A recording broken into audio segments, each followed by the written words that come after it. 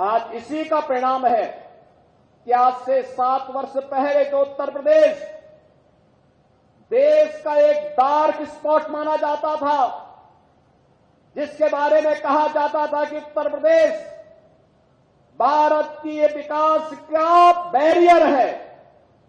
आज वही Uttar Pradesh dark spot नहीं, बल्कि भारत के विकास का एक ब्राइट स्पॉट के रूप में अग्रसर होकर के भारत के विकास का ग्रोथ इंजन बनने की तैयारी के साथ अपने आप को खड़ा किया है। आज उत्तर प्रदेश भारत के और प्रधानमंत्री मोदी जी के द्वारा विकास का जो भी विजन दिया गया है, विकास के उस विजन के अनुरूप हर एक कार्य में ड्राइविंग सीट पर बैठ करके लीडरशिप की स्थिति में आकर के कार्य के एक मॉडल प्रस्तुत करने का कार्य कर रहा है।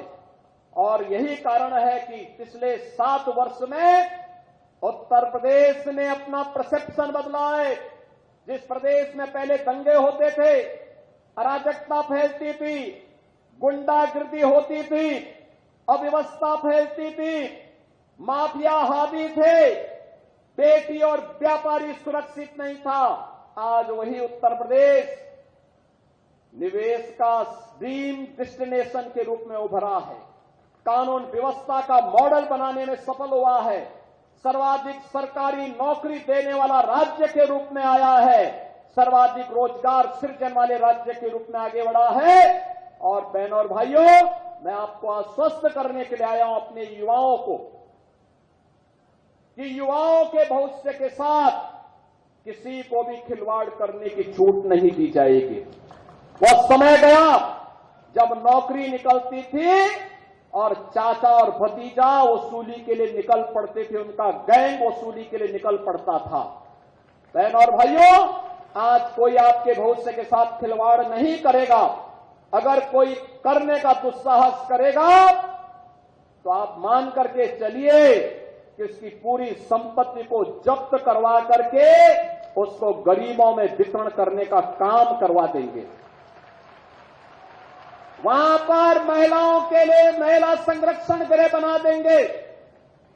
वहां पे निराश्रित बच्चों के लिए उनके लिए किसी कार्यक्रम के लिए स्थल का निर्माण करा देंगे। लेकिन किसी भी बेईमान और भ्रष्टाचारी को अराजकता फैलाने की छूट नहीं देंगे। युवाओं के भविष्य के साथ खिलवाड़ करने की छूट नहीं देंगे। और इसीलिए इन सब प्रयासों का परिणाम है कि हमने युवाओं की ऊर्जा का लाभ दिया, उन्हें सम्मान दिया, तो उत्तर प्रदेश देश की 7वीं बड़ी अर्थव्यवस्था से अब देश की नंबर 2 अर्थव्यवस्था बनने में सफल हुआ है। भारत की जीडीपी में आज उत्तर प्रदेश लगभग 9.5% का अपना योगदान दे करके देश की नंबर 2 अर्थव्यवस्था के रूप में उभर करके सामने आया।